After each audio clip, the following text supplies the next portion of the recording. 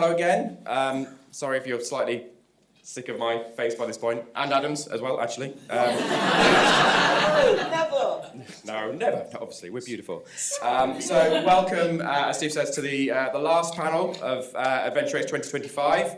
I'm sure you are all rearing to go to the after party. So thanks for taking the time out of your busy schedules to come and join us. And hopefully it should be a bit of fun. Should be? Yeah, hopefully it will be. So for those of you who don't know me, my name's Tom Hardwidge. I'm an indie game developer. Thank you. My one fan is in today. So I go by the name of Tool Story Games, and I kind of like to write stuff which I think is funny. So this panel is kind of slightly self-indulgent in that way. I'm always kind of looking for more ways to kind of improve my craft and learn from other writers. And most narrative games, even if they aren't comedies, will include some level of humour and interactions between characters, and as a device to kind of grease the wheels of conversation in a game as well. So hopefully by the end of this panel, there will be some little nuggets of... Sorry, I'm going to stop. Yeah, I'm going to...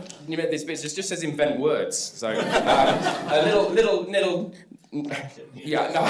Do you want me to? I'm going to say the word nuggets because that's safe. Of insight for you all to kind of take home with you as well. I thought I'd be all right because I'm actually reading this. I was really cocky. It's like, yeah, I've got crib notes. You guys have to worry about. I'm just fucking it up. So anyway, I've assembled a fantastic panel of amazing, hopefully actually funny people who have all come from kind of different professional backgrounds, but also ultimately. They're writers, so they have a shared passion for kind of making people laugh. And I'm going to pass... Well, I've written down here I'm going to pass around the mic, but I don't have to because we have multiple mics, so that's buggered that bit. I'm going to allow you to kind of introduce yourselves briefly, and then we'll get started. So, starting at this end, would you like to introduce yourself? No.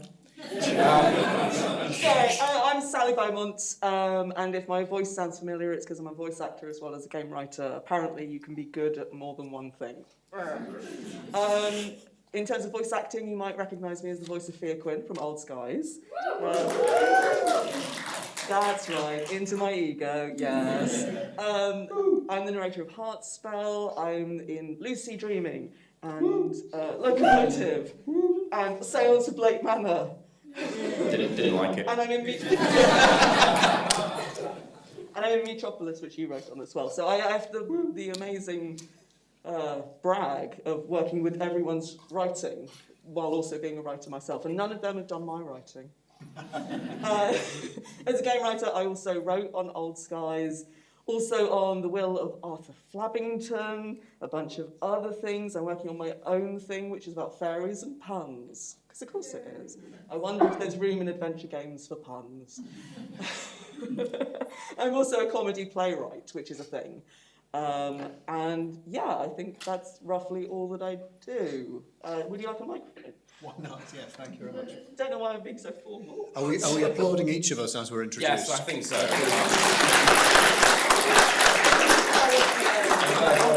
So I feel like if you don't get a round of applause, it sets a precedent, and then I won't get a round of applause. Oh, okay. And then I'm going to be in such a bad mood for the whole thing. My name's Alasdair Beckett-King. So it's all about timing, comedy. If my face looks familiar, it's because of the Judeo-Christian tradition. And I can't really take any credit for that. Why am I next to you? So you didn't have to follow him? I'm a stand-up comedian of sorts, and an internet... to quote one of my fans, one of those shitty internet comedians. Direct quote. But I also have written, I would say, 2.75 adventure games of varying sales. Varying degrees of profitability. And I used to organise AdventureX, so really I have every right to be here.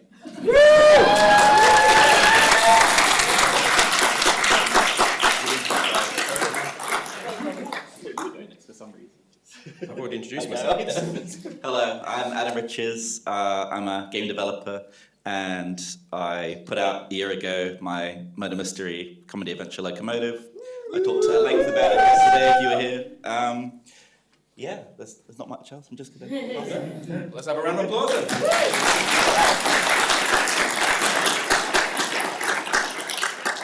Hello, everybody. My name's Dave McCabe. If I look familiar, it's because I'm Alasdair after he let himself go. I'm the writer of the Darkside Detective series, and I guess other things. The Saints of Blake Manor, which came out recently. It's not a funny game, but it is a game that has writing. And I've written other things that I'm not going to tell you about. Not in a mystery. I just don't want to. Cool, so let's go. Oh, give yourself a round of applause. Yes. I really didn't like your game. So let's get started with some questions. So a little bit, hopefully, a bit of an easy one to kind of break in. You've all got kind of individual styles of writing, but I'd like to kind of take you back a little bit and ask each of you kind of who you would consider to be key comedic influences, whether it's comedians or television, friends and family even. Who do you kind of align with and or aspire to be like? And Sally, would you like to start? I should not have sat at this end. I always joke that I seem like a vampire because all of my references are from a very long time ago. I was heavily influenced by like Morecambe and Wise repeats in the 80s and that kind of physical comedy and like mucking about. And I'm also going to embarrass him by saying the voice of Dominica Martin.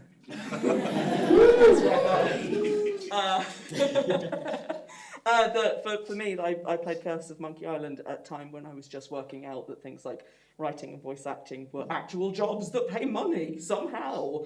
And just that particular character was so beautifully portrayed as such a complicated and like multifaceted thing in comedy. And I think a lot of people think of comedy as being a bit flat or broad or somehow lowbrow.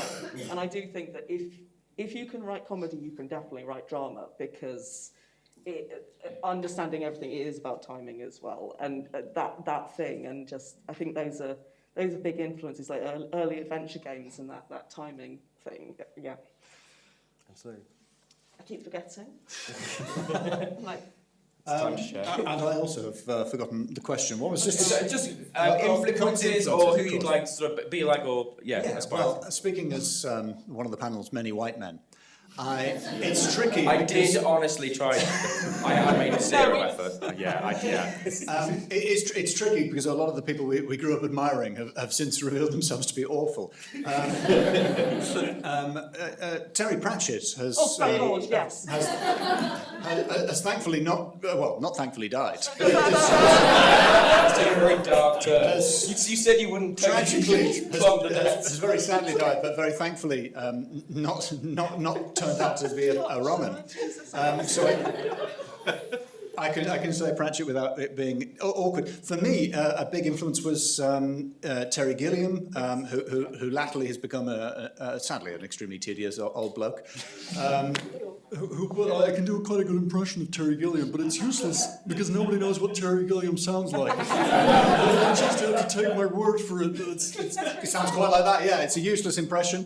But yeah, Gilliam, who's the animator with of Python, sort of wanting to combine animation and comedy and do things like that, and a great deal less successfully than Terry Gilliam, which people didn't think was possible, but I have achieved it. Thank you. Oh, it's me. Go for it. I was really thinking as this question was coming up, like, what are my influences? And I'm really glad you said Terry Pratchett because I was like, yes, of course. I own, my bookshelf is full of every one of his works. It sounds like the background radiation of comedy. Of course. Background radiation, Yeah. yes. Sorry, Radioactive. So it would be stuff like that. It would be sort of early Simpsons, early Futurama until they became not very good, I think. Yeah. Is that controversial to No, say? I think that's perfectly legitimate. So, maybe I'm aging myself a bit here, but I had them all on DVD, I watched them over and over again. And it's the commentaries that I would listen to back when they did that. They don't do that anymore. I think it's only natural to kind of go back to things when you were younger as well, when things seemed brighter. Literally, in some respect. I wrote that. I get it. We're just going to sit in silence when our writing comes up. Just go, that's me. Yeah, in that's fact, me." Adam even said you shouldn't do that because like it'll just distract people. Yes. But also it might distract people, so it's I feel vindicated. swings and roundabouts. Okay, No, it's okay. Yeah, go for it. No one, fuck them all. No, I mean, the same, like, I grew up, I'm Irish, that's my diversity that I bring to the panel. But I grew up on the border, which meant that if you stuck a coat hanger in the back of your TV, you could get some of the British channels. And so I saw the Pythons and Faulty Towers and, you know, all that kind of stuff, and early Simpsons and all that, yeah, like Douglas Adams. I love a lot of his weird stuff, and Pratchett too, and you know, that we all saw the same stuff and read the same books, and that's where we're at. I'd also say Monkey Island as well. Although I started backwards. I started from Escape from Monkey Island, because that was a title that you could get with the PlayStation 2. Yeah, I loved it because it was the only one. It only gets better from that point. Exactly. That's the way to play it. You start with that one and then work backwards. You've got the stamina to get through it. I did one other thing. Space Quest 5: The Spinal Mutation. That was the first adventure game I played. I was like, this is really fun, and that for me, I think, was a very foundational piece of shit. So, kind of moving on to the craft of writing and comedy writing itself. When you're adding humour into a game or whatever it is you're writing, do you, for kind of whatever reason, do you have any specific like narrative devices or ways of kind of injecting the humour? I know Sally mentioned kind of there's physical comedy. You know, we're talking about timing. Are there any things that you specifically kind of like to use or rely on when you're putting humour into your game? And Dave, you can start if you want to. I think it depends on the project. When I was writing the stuff in Tavern Keeper, I was just thinking about D&D tropes and like what you can do with that that's sort of funny, and try and push that into like weird little places. With the Darkside Detective, a lot of times just thinking about like who would be a weird person to bump into in this little town, and what's their little weird thing that makes, because Darkside is like, it's this place where lots of strange things are happening, but no one knows. Everyone's just too busy in their own little like. So what is this person's like hyper focus, or what's the thing that's stopping them noticing there's a zombie over there or whatever that is? And usually there's something fun inside of that. What's the question? So what kind of So what sort of narrative device? I suppose. I mean, things like you've mentioned puns. Different kind of. Yes, when you're writing a joke, I'd like to Susie handed with the how microphone. do you form it? Or I'm cheating in a way because I sort of had my brother to work with. Of course, yeah. So I was bouncing everything off him, and if I could make him laugh, then I was like, well, I'm halfway there, and so that's kind of my great, crutch yeah. basically. Yeah, so I mean, that's it. And I've sort of, and obviously you've been a kind of solo dev sort of work and writing on your own, and I have as well. And it's when I like having the benchmark of. I know this isn't me. I'm not on the panel, but like You are now. I am now. Jesus, but like being able to. I like being able to just forget my threat completely, and honestly, this is. You guys are supposed to be fun. What's this like? The secret of comedy is bullying. Yes, definitely. But no, like I've like sometimes I kind of I feel like if I make myself laugh, maybe that's okay. But then I think having that, you know, being able to be part of a team and be able to kind of bounce ideas off, I think like absolutely is incredibly important. And yourself, Mr. ABK? Thank you for asking. Bastard. There's a couple of things I've noticed about writing. So in the UK, we have a thing called Radio 4, and there's a show on it called The News Quiz, where people make jokes about the news. And I've noticed that I've got to do that a few times. It's very similar to writing for adventure games, in as much as, or narrative games in general, in as much as you've got a whole load of topics which aren't particularly funny. You have to try and think of something funny to write about, or something funny to say about them. And it's exactly the same challenge as being handed a location by an artist and trying to come up with funny descriptions for all the things, which is actually kind of kind of shit, I think. Having made a game which sort of sells itself as a comedy game, writing for Unforeseen Incidents, which was on the screen a little while ago, was more fun. Nelly's come up. That's No, yeah, this is the kind of crap I'm talking about. Awful. Everybody hates it. But Unforeseen Incidents is a mystery game that's also funny, but it's principally a mystery game. And in writing the descriptions for that, because it wasn't, I wasn't producing the art, it was nice because I felt like when you interact with something in the space, it should either be telling you something about character, so the protagonist, it should be telling you something about character, or if it's relevant to a puzzle, it should be giving you a hint, it should be moving the story forwards, or it should be funny, and ideally all of those things. Yes. But it wasn't a requirement that every single interaction needs to be funny, because that isn't really possible or enjoyable. So it's fine for it not to be a joke as long as it's interesting. But it's great if it's a joke. It's also a great technique. I write mystery novels. It's very handy, and many people have made this observation before me.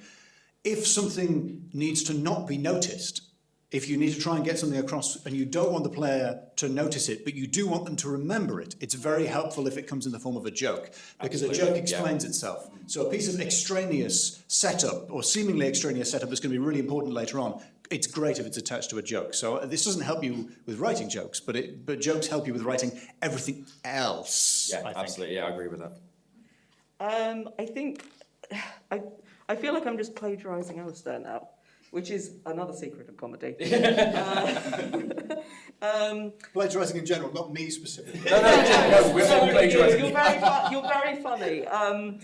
But you've talked before about how basically a joke is that you set up an expectation and then subvert it. Yeah, I invented that. Yeah. I don't want to be like, I'm handing down this comedy wisdom. No, this is a thing, but I know you talk about it a lot and it's really useful. Is that because adventure games can be very expositional, you already have a setup. And so you can, particularly with our long history as well, you can create a subversive twist on lots of things. And it's the thing you were saying about not everything has to be a joke is actually really important. Like the same as in art, negative space allows you to understand what's important. And sometimes if it's just joke after joke after joke after joke, it just washes over you. So similarly, if you create a passage which has no jokes, that's a way of zeroing in the player's attention of, wait, why is this so serious? And then you can just kick him in the stomach with a joke at the end, and that has a great payoff. I do enjoy doing that. Just kicking people in the stomach. Yeah, mainly. Yeah. Do you take part by literally? Just. So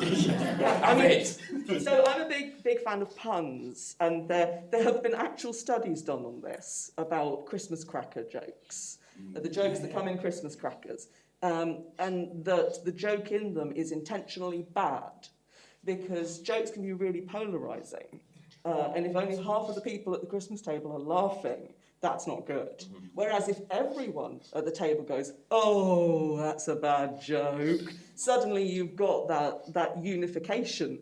If we're all groaning at the joke, then we're sort of all outside the joke, sort of vaguely disapproving of the joke.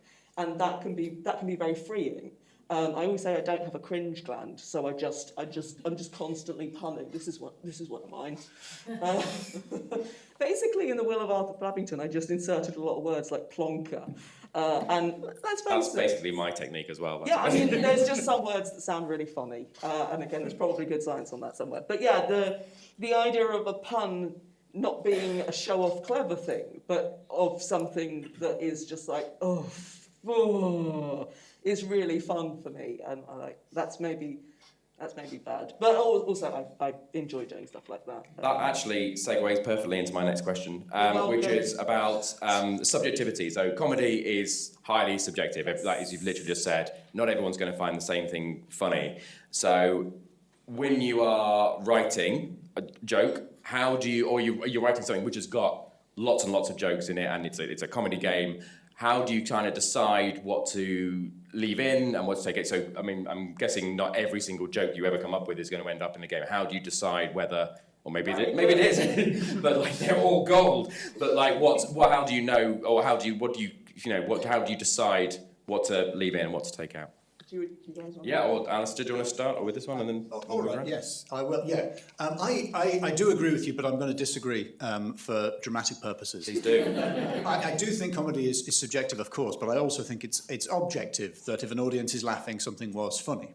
And so people often, people will watch a stand-up comedian they don't like on YouTube. I'm not saying me, but like it could happen to like a really good stand-up, and people will say this isn't funny. The laughter is fake, and it's not true. Like the laughter is real. It's just you don't like it. So it's simultaneously true that it's very funny for the people who are enjoying it, and not at all funny for you, which is, I suppose.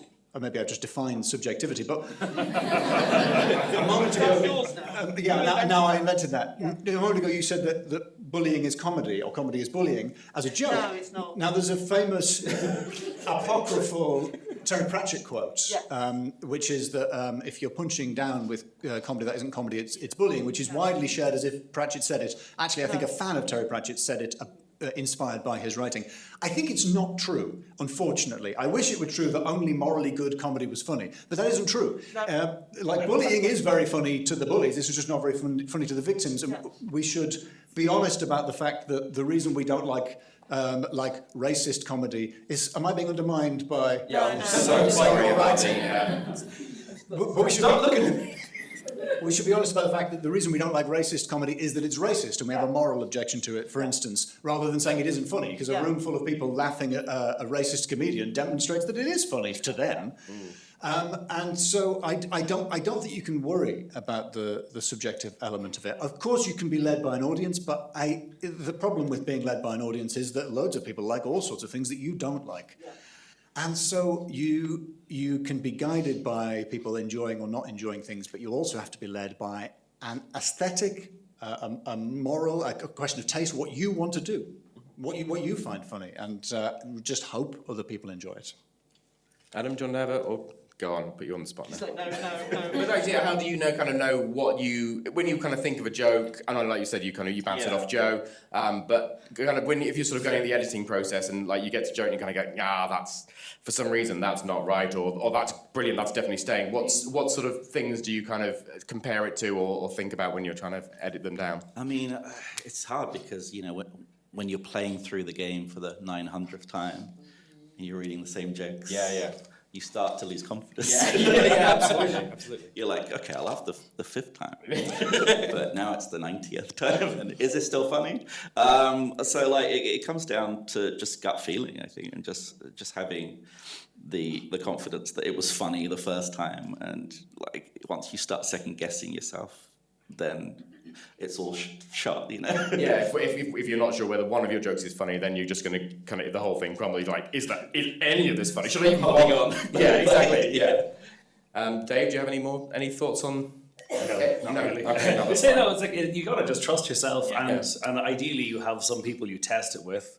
Especially in games like you're gonna bring it to QAs, you're gonna bring the rest of your team. Ideally, you'll bring it to events like this, and you'll see people play it, and you'll watch them, and you'll see them go, Yeah. twice and go, fuck yeah. And the rest I know it's you have to go, you're fucking dead inside.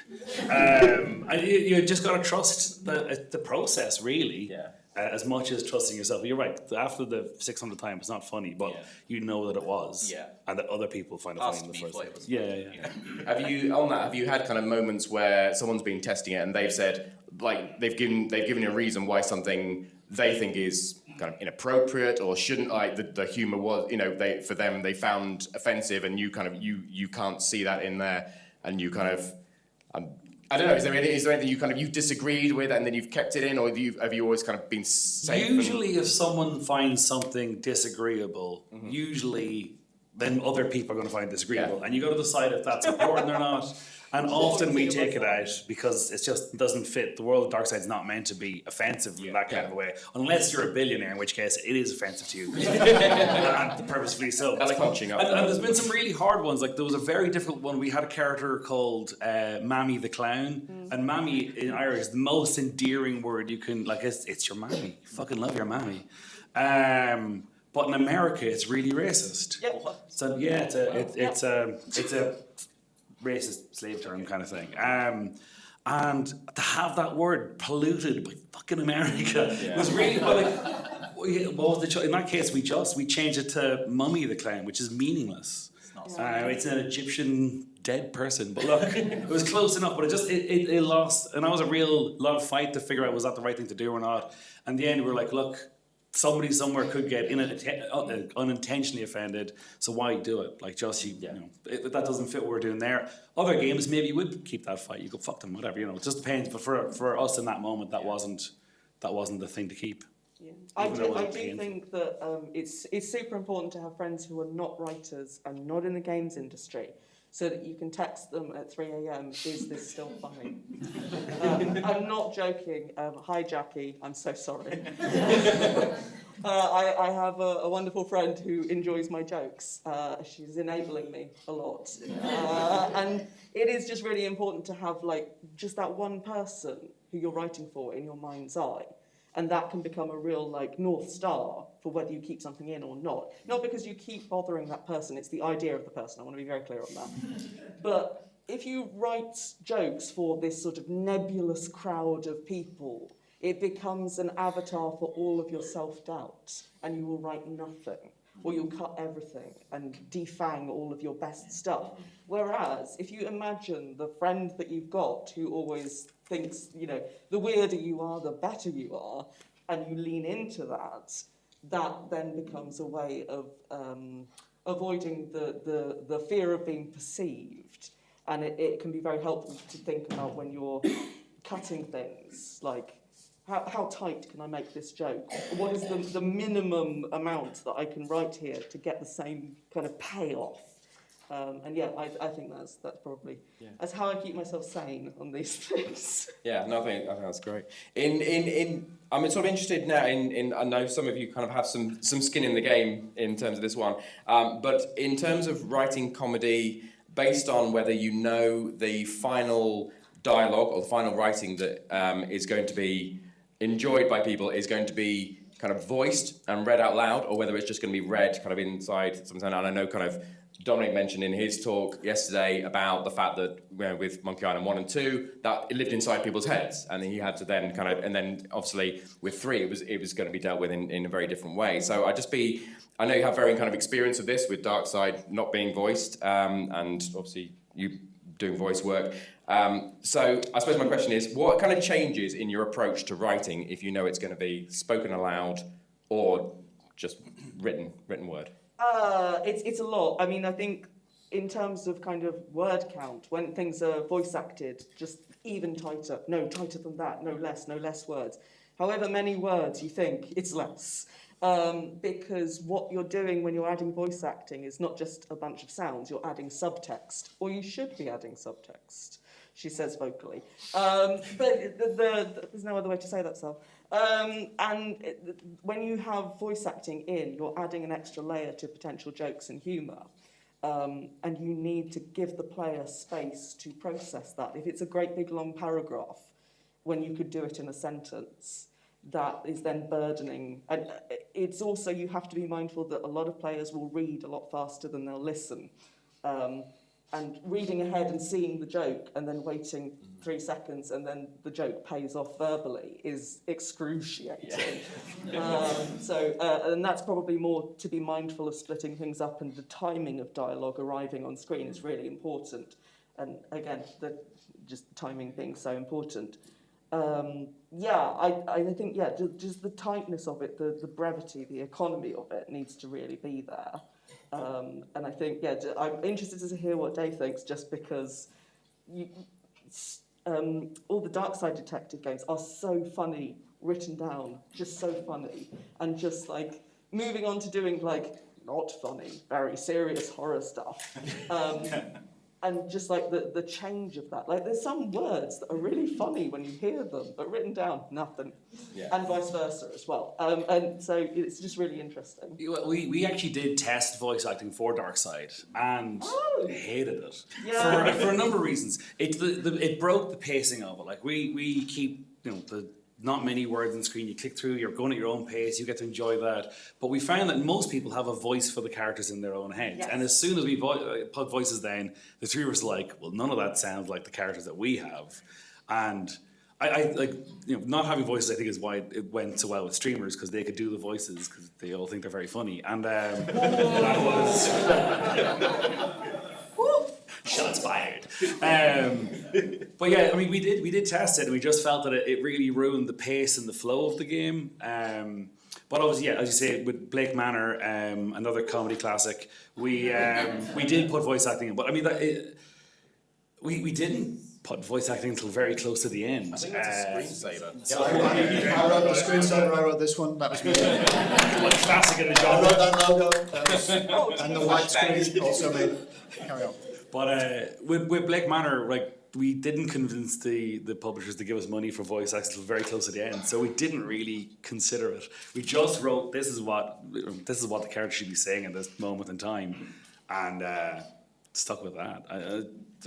We did trim some things a little bit once it went into voice acting, but usually in the performance when someone was stumbling, okay, let's change that. But as long as the meaning was kept. But again, it's easier to edit non-comedy stuff in that way. Yeah.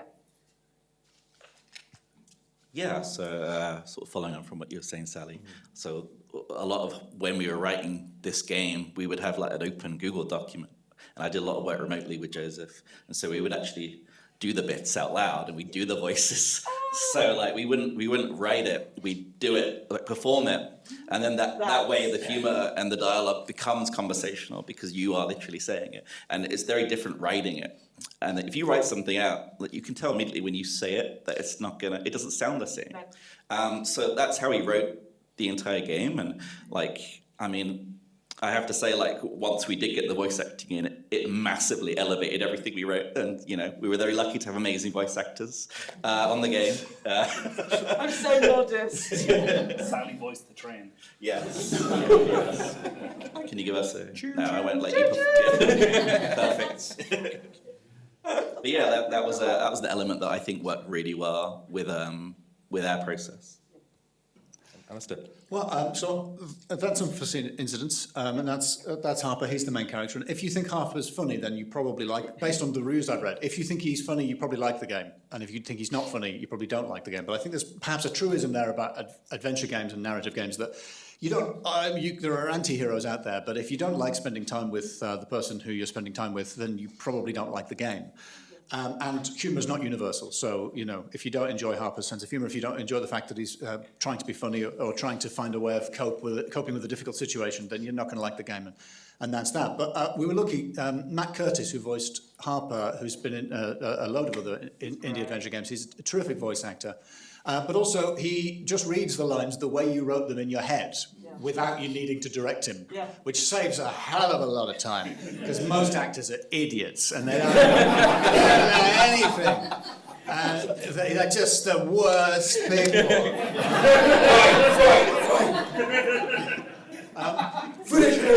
With Matt's. So there's a particular line. I don't think it's the funniest line in the game. I don't think it's the best thing I've ever written. Harper has a ham radio in his flat, and if you examine the ham radio, it's like a broadwave radio, or whatever it's called. He says, I think I wrote the line. That's right, ladies. It's my ham radio. Oh, Harper, we love your ham radio. Quiet, ladies, please. And I wrote it with that rhythm in mind, and that is exactly the rhythm that Matt says it within the game. And I wasn't there when he recorded it. He recorded exactly the line as I'd written it because he understood that you have to do a funny sort of, he's just trying to be pathetically funny to himself in his own room kind of a voice. I think. Did you use kind of punctuation, or like when I kind of write, so I kind of usually kind of ellipses and pauses and line breaks wherever I can to kind of try and force the spaces and things. Did you kind of? In my experience, and I may be wrong about this, if you write ellipses, you write 3 dots, voice actors will pause for about 400 years.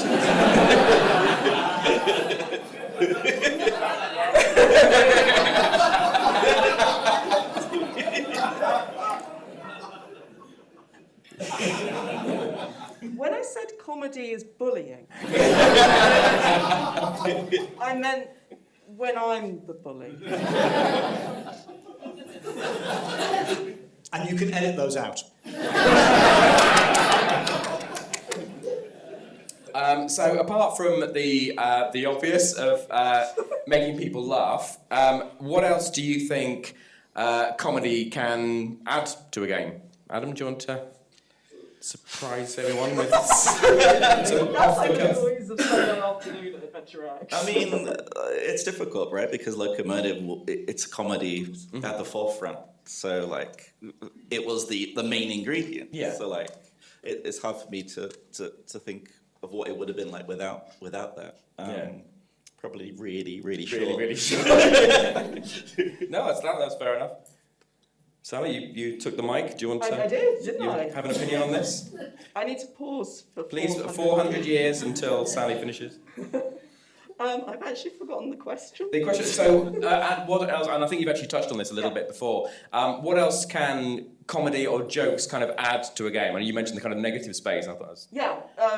I think for me, so I use a lot of comedy when I'm writing drama, and I'm responsible for a lot of the silliness in Old Skies. So I'm the person who came up with the plant master thing. So nobody's played it. It's fine. I was so quiet, by the way. Thank you. Yes, one person. But what I find is you can use comedy as kind of the velvet glove thing that. While people are going at something, you could just like hit them with something really serious, and it just lands in a very different way. You can tell that what I'm talking about a lot is patterns, that you're creating patterns and expectations and then subverting them. So you're sort of driving the player around where you're going, hey, we're going this way, up, and you can do that with drama going to comedy, and you can do it with comedy going to drama. And it's very much, for me, it's like a feel thing, which is not helpful for a panel. But like the thing that you were saying about doing the scenes with your brother is so heartening, and I think that really comes through in the dialogue. I mean, it was an absolute, it was so easy to be funny in Loco Motive. It was just really a joy to work with that. And I think when I'm writing on my own, I'm improvising a scene in my head with myself. Because I do a lot of like comedy improv stuff, that writing is just improvisation inside my own head. And that's how you get around the problem of it being seeming like writing. It should feel like talking, really. I don't know where I'm going with this. No, it's good. Did that subvert an expectation that I had a point? Alasdair, I know on this point you kind of mentioned using humour to kind of almost hide the importance of something. Yes. Would you like to That would reiterate that exact same point again? Would have been great if I'd saved that for this Yeah, question. well, I was thinking. I didn't know you were going to ask it later. The uses of comedy. I do think comedy is an end in itself. Yeah. I do think you can also use it as a tool. The terrific games like Little Misfortune and the Frank Bow games. I remember reading just a fan review of that, saying I felt that the humour was it was really inappropriate to have all this sort of, it combines incredibly dark themes with very silly humour and sort of toilet humour sometimes, and I thought that was very interesting because it's like you could watch Twin Peaks and go like, oh, but someone was murdered. Should we really have all this weird stuff and all these jokes? A woman is dead, it's perfectly reasonable. Like if you don't like it, you don't like it. But I do like it, and I do think those games, the Kill Monday games, are the closest thing in point and click we have to like sort of David Lynch, in that they're really, really sincere about the horror and they're really sincere about the dark stuff and they're really committed to being very silly at other times. I don't know. I don't think comedy needs to serve a purpose except as an end in itself. Yeah. But it pairs very nicely with other things. And I don't know that I would want to be selling a game which is principally a comedy game, because I like comedy, but when I hear about a game is principally a comedy, I go, no, I'm not going to. Sorry. I did it. I know I did it. Wow, And I hate it. Who is this guy? What I mean is, if you tell someone your game is a comedy, I think that most people's reaction is, well, that doesn't sound very funny. Yeah, no, absolutely. Yeah. You're Whereas definitely. if you say it's a mystery on a train, Yeah, you're definitely you're setting yourself up for a fall in some ways. Yeah.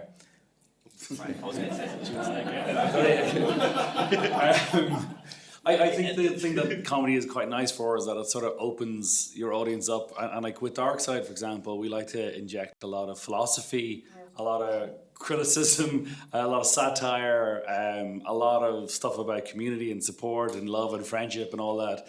That I think if there was no comedy, it would be a bit twee. No one would want to play it and stuff. And so we can mask a lot of the intentions that we want to put into the universe. We can bury that behind jokes. And people are more susceptible to it. That's a great point. Sincerity is awful, isn't it? Jokes are good. That's the whole panel. Sincerity bad, jokes good. Absolutely, summed up. So I kind of slightly flippant one at the end. So can you think of a joke or a comedy moment from another game that wasn't written by you that you kind of you've always stayed with you and you've gone, God, I really wish I'd written that. Stop looking at me. We can start with Dave if you want. No, thank you. We'll start with Sally. No, thank you. I can't think of one either. No. It doesn't have to be any media. It doesn't have to be a game. It could be anything that anyone has ever said in the history of time. I've got one. Guys has got one. I think, I think probably one of the first voiced adventure game I played was Curse of Monkey Island. But I'm afraid I'm going to quote a Murray line. So because I think I enjoyed it because I slightly saw the joke coming. I saw the punchline coming, and then it was the punchline I thought. So not only did I laugh, I was like, I'm some kind of genius. I could write that. So it's fairly early on in the game. I think Murray the Skull is on one of his big rants, and he says like, and I will stride through the gates of hell. And roll. That was off mic, but that was a gorgeous moment for me. And Guy Bruce says, "Don't you mean roll?" Don't you mean roll? Roll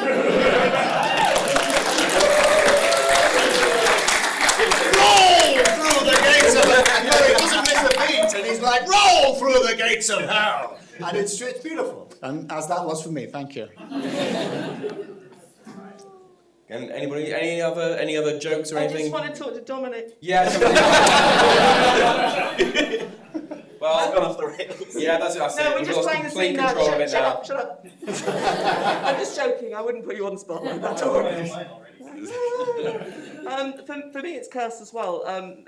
Me and my brother used to sing "There's a Monkey in My Pocket" to each other, and it's just like, and I don't think those songs are there for any reason at all. They're just pure whimsy, and I just loved the detail where it's like, if I keep clicking on this, there's going to be another silly song, and it's all framed beautifully because the lights go down and the spotlight comes up, which doesn't make any sense in a pirate game. And I just was like, yeah, this is my stuff. Just keep it really, really weird. And yeah, just that somebody would put that effort in, and I just love when it feels like the game is kind of playing you back a little bit. That it's like, yeah, no, I know that you're going to be curious about this, and I'm going to slightly subvert what we're going to do here. And like, for those players who are like the dialogue option exhausters, of which I am one, just always putting a little something in there just to reward that behaviour, because like we love you. We love when you're like reading everything. It's really good. But yeah, I think like Curse was really important to me for so many reasons. But just the way that you could tell a story which had like moderate peril and also jokes. I was just like, yeah, okay. You guys need me to leave so you can talk about No, please don't leave. Never leave. May I add something to that? I just wanted to, I'm sorry, but I just wanted to add to Sally's point. We saw yesterday at the Dark Room, where people sort of toyed with John Robertson by choosing the same option. I don't know who it was, I don't know if that person is still here, by choosing the same option over and over and over again to see if it changes. And of course it does change eventually. And John becomes angrier and angrier and angrier. But when you do these things, because you know, games are made with fairly small teams, the kind of games we play, it does feel, and I think this is what you were saying, but I want to say it again in order to get the credit, is it often feels like this is a joke just written for me, because who else tried to combine those two infantry items, Yes. in like a bend there, Dan that game?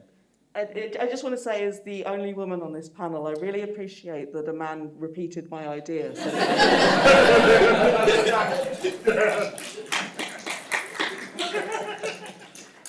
yeah, that idea that you're playing something and you do something and it's like, I'm the only one in the world that's got this joke, and like, you're not, but also being made to feel like a little special flower is lovely. And also when a joke can make you feel like you've been clever for getting the joke, which we created so you would get the joke, is it's good for your ego, but just, it's really, Do you want to repeat that? You're like, yes. Great point, yeah. I see what you mean. I did it to me! Those were answers to a much better question than the one I actually asked. No, Please do. But that does bring me to, unless you have anything more you wanted to add, you said no, and quite a I defiant can't way. remember most of what happened in a day. Yeah, no, that's fine. Like, That's I haven't fine. played a game in so So long. should we? like children. Are you happy to open up the floor to any questions from? If anybody wants to ask a question, it could be sat near the front, grouped together. That'd be great.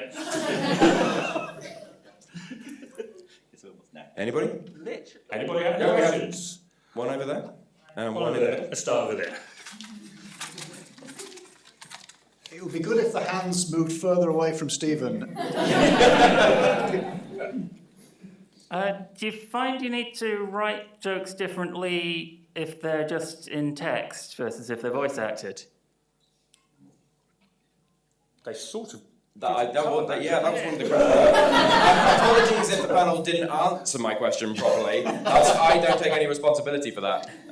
But you can add some more. I don't know if we answered it directly. I would say no, because I think, like Adam says, you're probably saying the lines aloud to see if they sound funny when you're writing. Hopefully. And even if it's like a tongue twister limerick, you're probably seeing how hard it is to say. I've found, from my point of view, is not that I necessarily write them differently, but I definitely heavily edit them based on. So I've done kind of when I've read them aloud, I've written them down and I've heard them in my head and I've gone, yeah, that feels right, the rhythm feels right. And then when I've come to kind of record them, if I'm doing the voice myself or if I'm doing just a placeholder, I'll try and record them and I'll just go, yeah, that word doesn't need to be in there, that doesn't need to be in there, and I kind of use it as almost like an editing method. So for me, because I'm doing two things at once, I'm always doing acting and writing at the same time. It seems to me very intuitive that, of course, those would be two very different things. And, like you said, that I'm kind of experiencing it as written and spoken at the same time. But yeah, again, it's about brevity and tightness and not being precious. And I think when people come into writing and they've not done any acting, and I do always recommend writers do a little bit of acting, specifically doing improv is incredibly helpful because it helps you to distill an idea and to buy into an idea and say yes to something and build on it. And it takes you out of your head that what you're doing is writing and you want people to see your writing and know that you're a good writer. And there's some writing. Oh, that's some writing right there. When you act writing and you do improv, you sort of understand that the words are serving the larger joke, the larger scene, the project. So I think they are very different. So when you're making something, you do need to know if you're going to need to edit it down for voice acting. But also, when it's just written, the subtext has to be in the text as well. When you get voice acting, you can use subtext, so you can say, I'm fine. Whereas on screen, you would just say, that's fine. Yeah. So, that's a big distinction for me. Can I just, yes, and... You can repeat it. No, it's just that, of course, it's a very good point that you're making, because I know I was implying that actors were very annoying before, but improvisers, Jesus. You thought actors were bad. I've got nothing to add, really. I was being silly. Yeah. Does this work? Hey, great. So you're all hilarious people, obviously, which is not always the case with everyone in the room in your development teams, unfortunately. Yeah. Now, how have you handled including a joke that you thought was absolutely hilarious and just does not land in the team, but you put it in the script and had to defend your jokes? How have you handled that? Do you have any fun stories there? I mean, usually if you have to defend a joke, you should drop it. Because my thinking is like, if let's say everyone in this room played a game and one of you didn't like something, well, hopefully the game is going to be played by thousands of people, and that one person becomes 100 people, 1,000 people, and you got to think about, well, is there a way I could edit that joke? Jesus Christ! Is there a way I could edit that joke?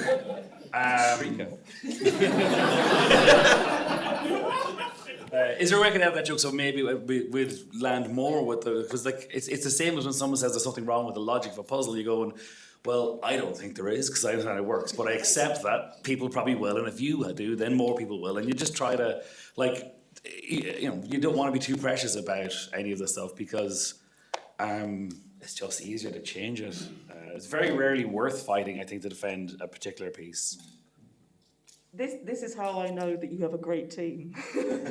Because ideally you would be on a team where you all share that same sense of humour. But obviously that's not necessarily how you put a team together. And actually, if your joke is not landing with the rest of the team, that either means your joke is not within the vision of the game, or something else is disconnecting. So it's worth digging into. I don't always throw out a joke. And obviously, because I'm a real tryhard, I'll go, no, you don't get it, because he's not really fine. See? And as everyone knows, the more you explain a joke, the funnier it gets. So, but yeah, honestly, I that humour is such a useful way of team building. It can be really useful in the early days. And so ideally, you would have done that already. So you would know everyone's sense of humour. And you would hopefully have a vaguely similar sense of humour because you're all working on the same project. But yeah, like I say, I wouldn't immediately throw it out, but it would make me kind of go, okay, I need to reassess, I guess. Or reframe it. And I wouldn't immediately throw it out. I'd throw a strop and stop off for a while. Maybe kick a puppy and then come back and take it out. Any more questions? Oh, there's a few more. A few more minutes. Yes, I actually have a very similar question to that one, but more about testing and sort of thinking about target audience. As you've mentioned before, humor is very subjective, and what's funny to some people is not funny to other people. So when you're testing, would you just test with your sort of target audience and the particular crowd that you're catering that particular type of humor to, or would you test more broadly to get different perspectives? And also, Sally, thank you for being the token woman on the panel. As a man, to answer that question.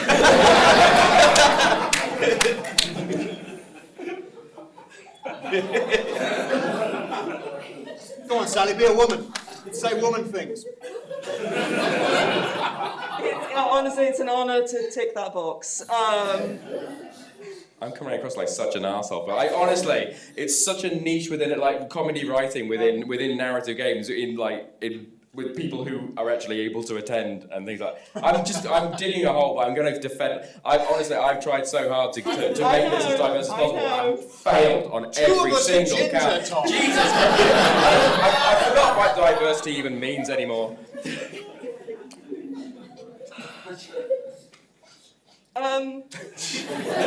you like me to talk over you some more? Yeah. Okay. No. So I'm a flaky creative, so I don't always get involved in the testing. So that's my cop-out. But yeah, I think it's possible to over-test things like comedy. I think you can knock all the fun out of it. And at the same time, it's sometimes nice to have the testers tell you something was really funny when, 3 years ago you thought it was funny and you don't know anymore. That can be useful, the outside perspective. But yeah, I'm going to stop speaking. Stand-up comedy is written differently to other kinds of comedy for the most part, which is that it isn't written first. You start to say it, and then it's written, and it's a very iterative process. And some people come with pages and pages of A4, and some people come with sort of an idea or just to set up a punchline that might turn into a routine if it's funny. I don't think that's the same thing as trying to cater your joke towards an audience, because I'm not sure. Maybe those of us who work in marketing are doing that, but I think the creatives have been probably, the people who are writing and drawing things are hopefully shielded from that a little bit, because I think we're probably all writing for ourselves when we were 14 or something like that. I don't think you're actually thinking, what kind of thing would the average person find funny, and then trying to write that. And I just simply don't think it. I don't think you're actually writing it for someone. But then you are, with stand-up at least, you have the advantage of just trying it out. And yeah, if people don't laugh, you cut it. I think it doesn't make it into the show. Yeah, you almost risk writing it for nobody. So that's the worst. That's the death, like you said, of comedy. That's not just comedy either. It's really anything. Yeah. You try to think of. Well, yeah, I guess. I was just going to shout. Yeah, and that's true of all writing, really. Like it's like you might have in your mind going, okay, this is targeted towards young adults, or it might be targeted towards kids, or it might be targeted, but largely you're writing something. You go, I like this, and I hope that someone else likes it, and really, really hope that many other people like it. But like, if you're writing something that you don't like, get a different job. Like, just work on a different project. It's not for you. And if you don't find the jokes in the game funny, that game's not for you. Yeah, just quit. Just get out. Just get out of video games now. It's a dying industry. Because you're usually working on this game for like multiple years, and so it's not a sprint; it's a marathon. You need to have the passion to get to the end. Do we have room for one? Unless we are out of time before someone writes at the far back. Oh, of course there is someone up there and it's roses. Okay, I can't not get this one question.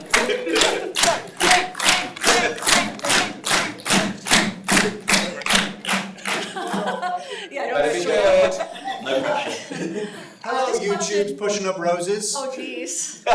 Thank you. Yeah, a lack of a woo from the left. This question's actually just for Sally.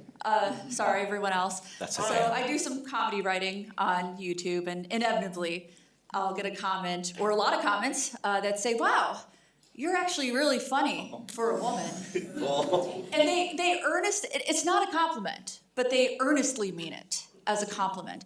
What would you say to people who earnestly mean that, that think that this is a compliment, that like women are not as inherently funny as men, but you are? Thank you.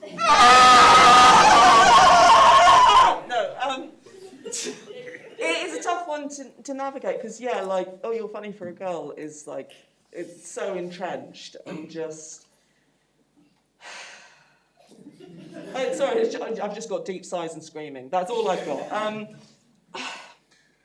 I don't know, because like not everybody wants a lecture when they've paid you a compliment, so it's a difficult spot to be in. And so I've just started to just say yes. You are correct. That is a correct opinion. I am funny. Because that's the funniest thing I can say in that given moment. But it's always really interesting that it's always, you are very funny, ergo you are the exception. And this can happen 100 times. And they're all the exceptions because, women aren't funny. And it just never seems to quite get through. And I'm aware that I'm kind of trying to answer a question about a systemic problem with an individual solution, and my answer has mainly been sarcasm. And that largely works for me to just sort of survive it. I don't know, man. I just kind of sympathise, and just like anyone who is doing comedy writing, who is marginalised in any way, it is much harder. And I'm just going to say that Tom worked very hard to try and make this panel a bit more diverse. We've been joking about it all day, but I really appreciate that. And I do also want to say, failed. If you do comedy writing and you don't see yourself here, it's not because you don't belong. You do belong. We need you. The more stories, the more viewpoints we have, the funnier things get. I really firmly believe that. And the more normal it is for a woman to be funny, anyone to be funny, that eventually we're going to saturate things and we won't be the exception. I don't know what the tipping point of that is, but I do know I feel like I've been talking a very long time. I think that definitely deserves a round of applause.